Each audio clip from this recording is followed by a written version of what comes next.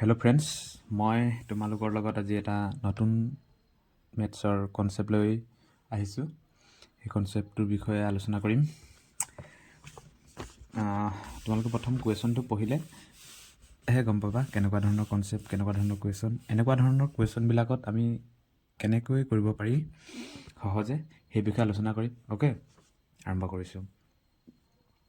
কুৱেশ্যনটো on selling a book at 8/15 of the mark price, there is a loss of 20%. What will be the ratio of mark price and cost price? মানে এখন কিতাপ চিহ্নিত মূল্যৰ mark প্ৰাইচৰ 8/15 বিক্ৰী কৰিলে 20% লোকচান হয়। এখন কিতাপ আছে, কিতাপৰ মানে মাৰ্ক প্ৰাইচটো যিমান আছে তাৰ 8/15 বিক্ৰী কৰি দিলে 20% লোকচান হৈ গৈছে। চিহ্নিত মূল্য যোনটো মাৰ্ক প্ৰাইচ আছে আৰু কষ্ট প্ৰাইচৰ অনুপাত কিমান হ'ব সেইটো উলিয়াব লাগে। অ'কে, মানে কুৱেশ্যনটো বুজাই দিছোঁ। এখন কিতাপ আছে, এখন কিতাপত ধৰ 200 টকা লেখা আছে, তাৰ 8/15 যিমান হয় সিমানত বিক্ৰী কৰি দিয়া হৈছে, তেতিয়া 20% লোকচান হৈছে। ধৰি লৈছোঁ চিহ্নিত মূল্য আৰু কিনা দামৰ অনুপাত কিমান হ'ব। এনেকুৱা ধৰণৰ কুৱেশ্যনবোৰ একেবাৰে সহজে কৰিব পাৰি। একদম নিউ ট্ৰিক লৈ আনিছোঁ, তোমালোকে চাবা। প্ৰথমতে কি কৰিবা, এনেই ত্ৰিভুজ এটা বনাই দিবা। ধুনীয়া কনচেপ্ট। তাৰপিছত ইয়াত মাৰ্ক প্ৰাইচ মানে চিহ্নিত মূল্য। এইটো চিহ্নিত মূল্যটো থাকিব, চিহ্নিত মূল্য। ইয়াত কষ্ট প্ৰাইচ আৰু ইয়াত চেলিং প্ৰাইচ। কষ্ট প্ৰাইচ মানে কিনা দাম, এই চেলিং প্ৰাইচ মানে এইটো বেচা দাম। এতিয়া কি কৈছে, on a selling A book 8/15 of the mark price. 8/15 এইটো যদি 15 হয়, মাৰ্ক প্ৰাইচটো যদি 15 হয়, চেলিং প্ৰাইচ কিমান কৈছে 8 হ'ব। মানে মই বুজাই দিছোঁ এই চিষ্টেমটো, ছেকেণ্ড ষ্টেপটো কেনেকৈ হ'ব। এইটো ধৰ ত্ৰিভুজ। মাৰ্ক প্ৰাইচ কিমান, মাৰ্ক প্ৰাইচ এইটো 15 থাকিব, তাৰপিছত চেলিং প্ৰাইচ এইটো 8 হৈ যাব। এতিয়া কি কৈছে, এনেকৈ যেতিয়া বিক্ৰী কৰি দিয়া হয় এইটো চেলিং প্ৰাইচত, তেতিয়া কি হয় কৈছে 20% লছ হয়। 20% মানে কিমান, 20% মানে 1/5 মানে 20% লছত বিক্ৰী কৰা হয়, মানে 5ৰ বস্তুটো কিমানত 4ত বিক্ৰী কৰা হয়। কিনা দাম কি হ'ব, এতিয়া কিনা দাম 5 হ'লে হেৰিটো কি হ'ব, বেচা দাম মানে SP-টো 4 হ'ব। মানে 20% লছত বিক্ৰী কৰিছে। লছত বিক্ৰী কৰিলে 20% মানে 1/5 লছত বিক্ৰী কৰিলে 5/5 গ'লে 4ত হ'ব। কিন্তু ইয়াত এইটো MP মাৰ্ক প্ৰাইচ, এইটো CP, এইটো SP, চেলিং প্ৰাইচ। কিন্তু চেলিং প্ৰাইচকেইটা ইয়াত সমান হোৱা নাই। সমান হ'বলৈ আমি কি কৰিব লাগিব, বুজাই দিছোঁ। সমান হ'বলৈ কি কৰিব লাগিব, SP-টো ইয়াত সমান কৰিব লাগিব। SP সমান হ'বলৈ 8 আৰু 4ৰ LCM ল'ব। 8 আৰু 4ৰ LCM ল'ব লাগিব। LCM কেনেকৈ লৈ শিকাই দিছোঁ, 2 4 8, 2 4 2 4 2 2 এই তাৰপিছত 2 × 2 পূৰণ কৰিলে 8 হ'ব। এতিয়া 4 লগত কি পূৰণ কৰিলে 8 হ'ব, 4 লগত 2 পূৰণ কৰিলে 8 হ'ব। কিন্তু অকল 4 লগত পূৰণ কৰিলে নহ'ব, এইটো 4টো এইফালৰ পৰা আহিছে, সেই 4টো ইয়াৰ লগতো পূৰণ কৰিব লাগিব, 2টো। আৰু 8ৰ লগত কি পূৰণ কৰিলে 8 হ'ব, 8ৰ লগত 1 পূৰণ কৰিলে 8 হ'ব। 15 লগত 1 পূৰণ কৰিলে ইয়াৰ লগত 1 হেৰি কৰিছে যেতিয়া এইটোৰ লগতো কৰিব লাগিব। ইয়াৰ লগত 2 পূৰণ কৰিছে যে ইয়াৰ লগত 2 পূৰণ কৰিব লাগিব। এতিয়া মেইন বস্তুটো কি হ'ব, মই বুজাবলৈ এনে কৈছোঁ, একেবাৰে সহজ কৰিবলৈ। এতিয়া এই SP-টো মিলাব লওঁতে আমাৰ এইখিনি কৰিবলগীয়া হৈছে, কাৰণ SP ছেম হ'ব লাগিব। LCM লৈ ল'লোঁ ছেম কৰিবলৈ। 4 লগত 2 পূৰণ কৰিলোঁ, অকল 4 লগত 2 পূৰণ কৰিলে হ'লে এইটোৰ লগতো পূৰণ কৰিব লাগিব। এতিয়া চোৱা 2 5 গুণ কিমান 10 আৰু 2 4 গুণ কিমান এইটোতো এইকেইটা ছেমে হ'ব SP টো 8 আমি বনাইছোঁ তাৰপিছত আৰু এই 15 লগত 1 পূৰণ কৰিলে সেইটো 15 হ'ব এতিয়া সুধিছে এইটো MP হ'ল মাৰ্ক প্ৰাইচ এইটো CP এইটো SP এতিয়া সুধিছে কি what will be the ratio of the mark price and cost price mark price কিমান আছে mark price ইয়াত আছে বা চিহ্নিত মূল্য কিমান আছে mark price 15 আৰু selling price কিমান আছে cost price কিমান cost price 10 এটা 3 কাটিলে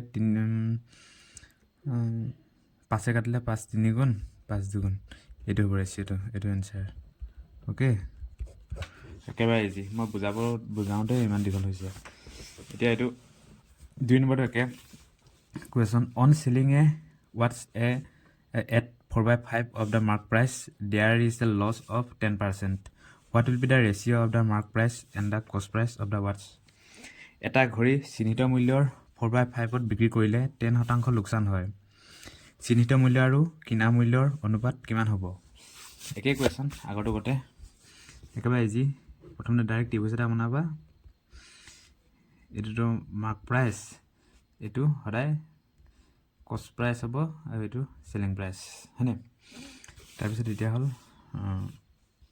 মাৰ্ক প্ৰাইচ 5 তলৰটো সদায় মাৰ্ক প্ৰাইচ হ'ব ওপৰটো 4 সেলিং প্ৰাইচ হ'ব তাৰপিছত কি কৈছে 10% লছ 10% মানে 10% মানে 1/10 মানে 10% লছ মানে কি হ'ল 10 বাই ক'লে 9 এইটো লছ এটা 10 হ'লে এটা কি হ'ব 9 হা কিন্তু ইয়াত চোৱা তোমালোকে ইয়াত SP টো মিলা নাই SP 9 হৈছে 4 হৈছে হয় নাই সেইকাৰণে আৰু লহাগু ল'ব লাগিব লহাগু LCM যদি লওঁ আমি কিমান পাম 36 4 আৰু 9 ৰ লহাগু LCM 36 কৰিবলৈ হ'লে এই SP মান 36 কৰিবলৈ হ'লে ইয়াত 4 হেৰি কৰি দিম আৰু এইকেইটাত এই বস্তু এই চিষ্টেমটোত দেখাই দিছোঁ এইটোত এফালে এনেকৈ এবাৰ যাব আৰু এই বস্তুটো এইটো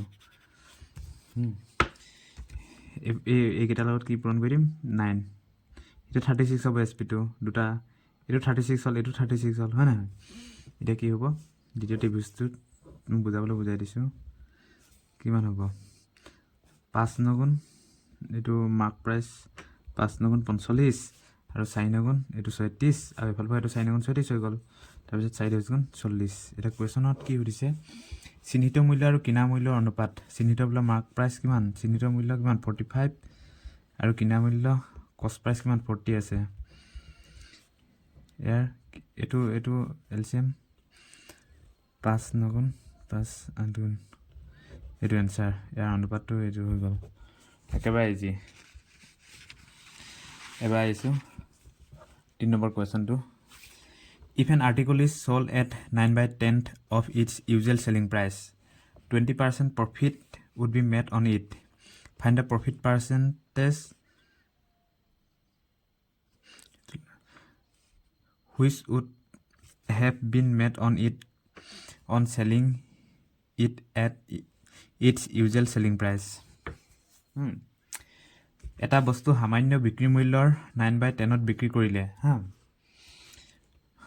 20% লাভ হয় সামান্য বিক্ৰী মূল্যত বিক্ৰী কৰিলে কিমান শতাংশ লাভ হয় তোমালোকে ফাৰ্ষ্ট কুৱেশ্যনটো নিজে পঢ়ি ভালদৰে বুজিবলৈ চেষ্টা কৰিবা হা তাৰপিছত একেই কুৱেশ্যনটো ত্ৰিভুজ এটা বনাই ল'ব লাগে প্ৰথমতে এইটো সদায় কষ্ট প্ৰাইচ হয় এইটো সেলিং প্ৰাইচ হয় তাৰপিছত কি দিছে ইউজুৱেল সেলিং প্ৰাইচ ইউজুৱেল মানে সামান্য ইউজুৱেল সেলিং প্ৰাইচ বুলি ধৰিছোঁ এইটো হা ইউজুৱেল সেলিং প্ৰাইচ মানে প্ৰথম এইটো ফাৰ্ষ্ট মানে এইটো অল সেলিং প্ৰাইচ বুলি ধৰা হয় অল সেলিং প্ৰাইচ হা অল সেলিং প্ৰাইচ দি আছিলে এইটো নিউ হ'ব অল সেলিং প্ৰাইচ কি কৈছে N article is sold at 9/10 of its usual selling price প্ৰথমটো সদায় 10 হ'ব তাৰপিছত ওপৰটো এইটো নিউটো কি হৈছে 20% প্ৰফিট মানে কি হ'ব 20% প্ৰফিট 20% মানে কি 20% মানে 1/5 প্ৰফিট হৈছে লছ নাই হোৱা প্ৰফিট মানে 5/6 এবাৰ যদি 5 হয় এইটো ইয়াত 6 হ'ব কিন্তু ইয়াত এইকেইটা LCM এইটো সমান কৰিব লাগিব SP টো আমি সদায় সমান কৰিব লাগিব SP টো হা SP টো সমান কৰিব লাগিব ইয়াত LCM যদি লওঁ হা LCM টো দেখাই দিছোঁ এইটো 18 হ'ব LCM 6 আৰু 9 এইটো LCM টো কেনেকৈ লয় 2 3 গুণ 6 এইটো 9 থাকিলে 3 গুণ 3 3 3 গুণ 9 3 9 9 গুণ 18 ইয়াৰ LCM 18 হ'ব এতিয়া 18 কৰিবলৈ হ'লে আমি কি কৰিব লাগিব ইয়াত 6 লগত 3 পূৰণ কৰিব লাগিব আৰু এইটো 9 লগত 2 আকৌ এই 10 লগত এফালে আমি এনেকৈ যাম যে এইটোৰ লগতো 2 পূৰণ কৰিব লাগিব এতিয়া কি হ'ব দ্বিতীয় ত্ৰিভুজটোত চা দ্বিতীয় ত্ৰিভুজত এইটো CP আছিলে এইটো SP এইটো ইউজুৱেল চেলিং প্ৰাইচ হা সামান্য চেলিং প্ৰাইচ যোনটো প্ৰথমতে এইটো কি হ'ল যে 3 গুণ কিমান এইটো 18 হ'ব আকৌ 2 গুণ 18 এইফালে পৰা এইটো SP টো ছেম হৈ গ'ল হয় নহয় SP টো ছেম হৈ গ'ল এতিয়া তাৰপিছত 3 5 গুণ 15 আকৌ এইটো 2 10 গুণ 20 এতিয়া কুৱেশ্যনটো কি কৈছে সামান্য বিক্ৰী মূল্যত বিক্ৰী কৰিলে কিমান শতাংশ লাভ হ'ব কষ্ট প্ৰাইচ কিমান আছিলে 15 কষ্ট প্ৰাইচ 15 আছিলে কষ্ট প্ৰাইচ 15 টো কিমানত বিক্ৰী কৰিব দিছে কষ্ট প্ৰাইচ 15 পৰা 20ত বিক্ৰী কৰিলে এইটো যদি 5 কাটো 5 3 গুণ 5 4 গুণ এটকা 1 লাভ তিনি বস্তুটো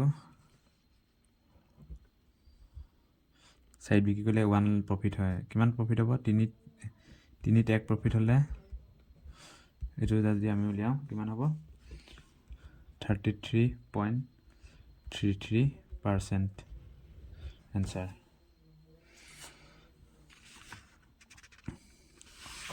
The last question. By selling an article at 9/11 of its actual selling price, a trader incurs a loss of 10%.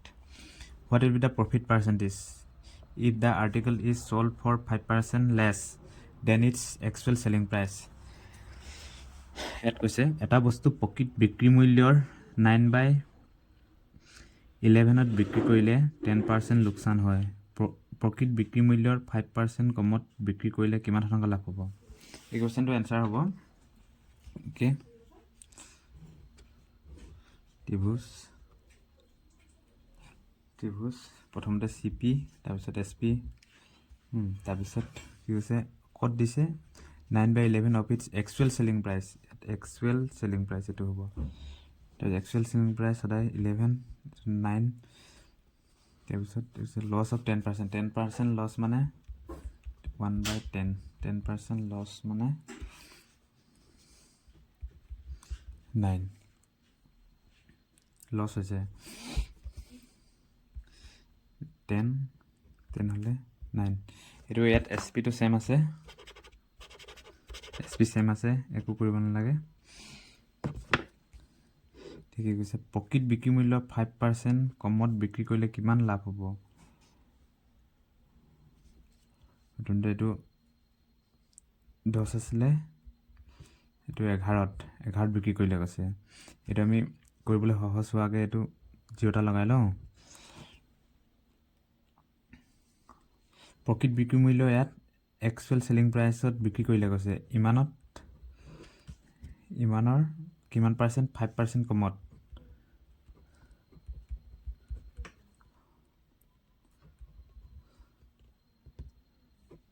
এইটো কাটিলে 5% হ'লে 5.5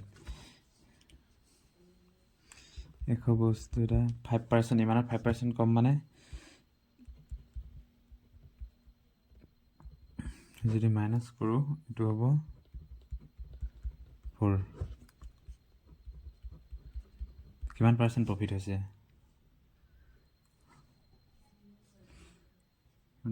প্ৰফিট 4.5